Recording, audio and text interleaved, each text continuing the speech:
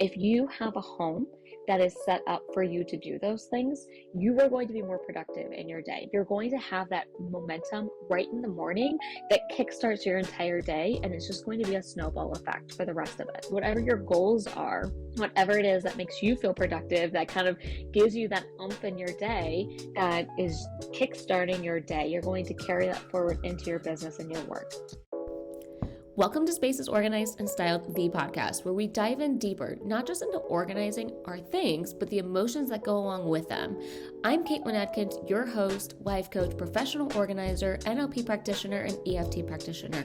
If you want to remove the roadblocks that are keeping you from reaching your desired goal, success, and fulfillment, then you are in the right spot. Thank you so much for joining me, and now let's get into it. Hey everybody, thank you so much for joining me for another podcast episode. If you're listening to this on Spotify, Apple Podcasts, or wherever you're listening to this, I'm actually recording this virtually today. I don't often do this, but it was encouraged by my team to get more in front of the video, and I figured why not?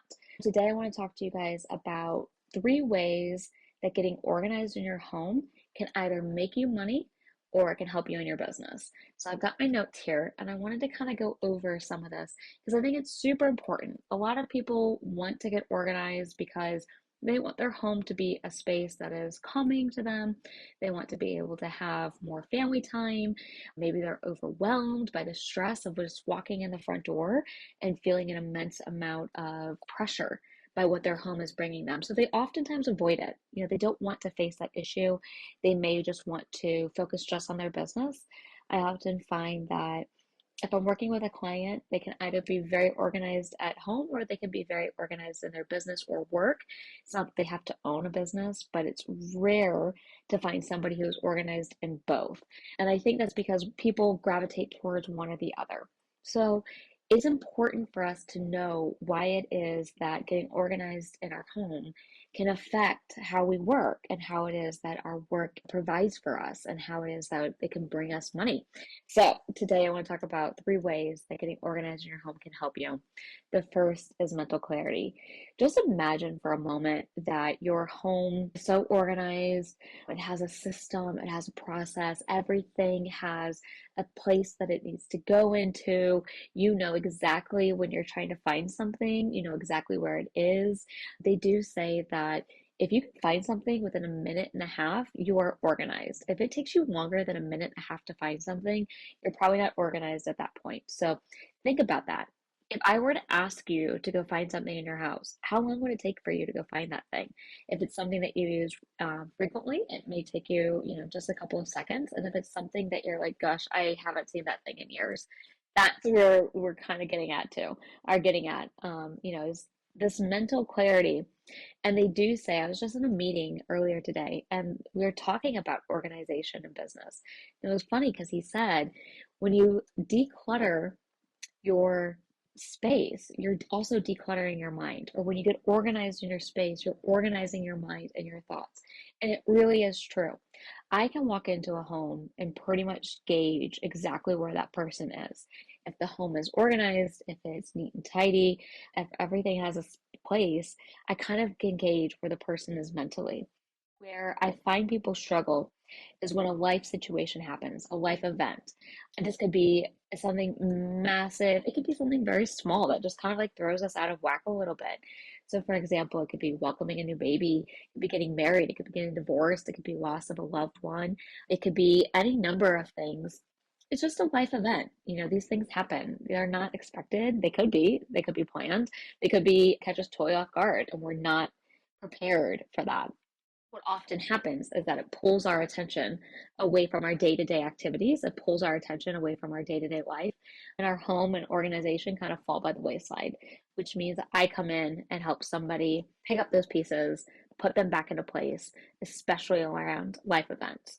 So when you get organized in your home and you declutter what is around you, you are also decluttering the mental stress. There is such a connection between how our space looks aesthetically and how we are functioning mentally. If you are walking into a room that is chaos, that has things everywhere, that has things that don't belong there, you are going to take that on internally and sort of process that mentally. And you're going to know that this doesn't align. It's not fitting. So that's one way, mental clarity. The second way is productivity. I want you to imagine a morning that is the most productive morning that you've ever had. I'm sure we've all had those mornings where we are just on fire from the second we wake up. You are doing everything it is that you want to get ticked off of your list. You're sending emails or invoices, or you are working out to jumpstart your day. Maybe it's setting aside some time to meditate and to have a good grounding exercise in the morning, whatever that is. If you have a home that is set up for you to do those things, you are going to be more productive in your day. You're going to have that momentum right in the morning that kickstarts your entire day, and it's just going to be a snowball effect for the rest of it. So if you have, for example, your coffee, and this is just like an elementary example, if your coffee is programmed to go off at the time that you need to wake up, that is a way of staying organized that gets you productive right in the morning. If you are somebody who wants to work out, if you pull out your clothes the night before, or if you plan on how it is that you're going to exercise right in the morning, that is a way for you to jumpstart being productive. There are so many other ways. So, whatever your goals are, whatever it is that makes you feel productive, that kind of gives you that oomph in your day, set up in a way that allows you to be productive, that is kickstarting your day. You're going to carry that forward into your business and your work. Now, the last and third way is obviously selling. Now, in the past, I have said that I'm very against clients selling items. And while that is still true on certain things, there are a few exceptions that I am also changing my thoughts around. I will still say that in today's age, where we are in the beginning of 2024, suits, especially men's suits, are extremely challenging to sell. It's just not needed, especially because most people are virtual or it has become more of a relaxed environment. This is actually a thought that has been popping around that I've wanted to share with you guys. So I'm going to plug it in right now, which is that I have seen a lot of clients who really want their expensive china, crystal furniture, massive big sets of furniture, dining room sets, sofas, those types of things, china cabinets.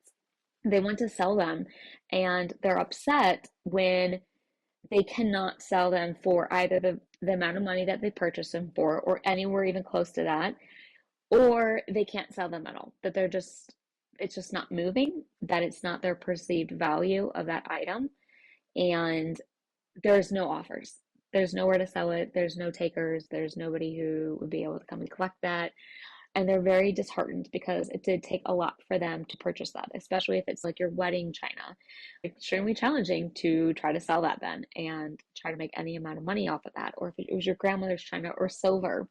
But one thought that I've had on this is you have to also remember where we are today, which is we are in an environment where you can go on social media and find DIY hacks on IKEA furniture. Literally, this is a whole niche market of people who DIY and upgrade IKEA furniture. Now, IKEA furniture is inexpensive. It's mass manufactured. It is not high quality, but you're having accounts and you're having individuals who take pieces and spruce it up. So when you think about that, that is the next generation who is purchasing things. It's no wonder that the very high-end expensive china cabinet or dining room set, there's just no market for it. I definitely think that selling is a way for you to make money off of getting from being organized, absolutely. But at a certain point, you sort of have to weigh the pros and cons. Is it worth my time to list this item, to take photos, write a description, post it, whatever that platform may be, whether it be eBay or Facebook or another platform that you're selling on? Is it worth that time? And then are you going to get what is it's actually worth? Are you going to get that back? So weigh those options. For some people or for some items, absolutely. If you have designer, high end, especially clothing, and especially accessories. If you have a purse or if you have bags or shoes, those are definitely going to give you the return. Clothes are a little bit trickier. It's still an option, it's still possible. Not suits.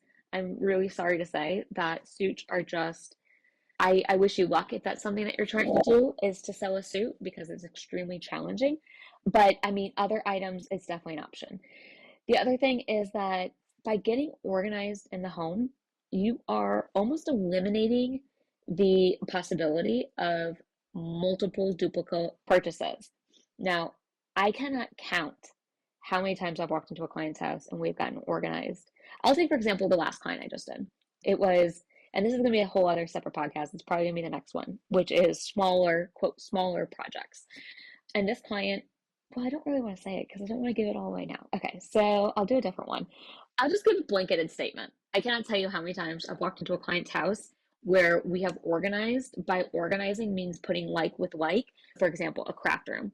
Once I am in the home and I am able to see, okay, if we take crafts, for example, you have paintbrushes. Okay, all of those paintbrushes need to go with the paints, or they need to go in the art area, whether it be a closet, a cart, a section, a room, whatever it may be.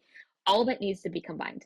I cannot tell you the amount of times a client has then walked in and been like, oh my gosh, I never knew that I had this. Oh my gosh, I completely forgot that I had this. Or, wow, I did not realize that I've purchased this 5 times. So by organizing everything and getting everything into one section of the house, you are then able to eliminate unnecessary purchases of things that you've already have in the past. It could be anything. It doesn't have to be art supplies. It could be food. It could be books. It could be anything. And if you have everything all together and you have categories and you have them organized, and most importantly, you're able to see everything that you have, you're going to eliminate duplicate purchases. You're going to eliminate purchasing things that can go expired or bad. You're saving costs that way. You know, if you can see everything that's in your pantry and you're using it and you're thinking about how you're going to use those things, you're not going to be purchasing things unnecessarily. So it's a little bit of a smaller episode, but all still very important. I am going to start and record the other episode that I sort of dripped in here as a teaser. So I'm going to go record that one, and that one will be out next week. I really hope this has been helpful. Guys, getting organized in your house is going to pay dividends in your business. It's going to help you, whether you have a business or you're just working for an employer, it doesn't matter. It's going to help you make money regardless. It's going to help you be more productive. It's going to help you have mental clarity. There's almost nothing negative about getting organized. I absolutely promise you that. Hey, did you enjoy today's episode and want to learn more? Come hang out with me on Instagram at Spaces Organized Styled, or dive into one of my courses to really learn how to get organized and stay organized for good. Now, I would greatly appreciate it if you could leave us a 5-star rating on Spotify or Apple Podcasts, and be sure to sign up for our newsletter so you are the first to know when the next episode comes out. See you soon.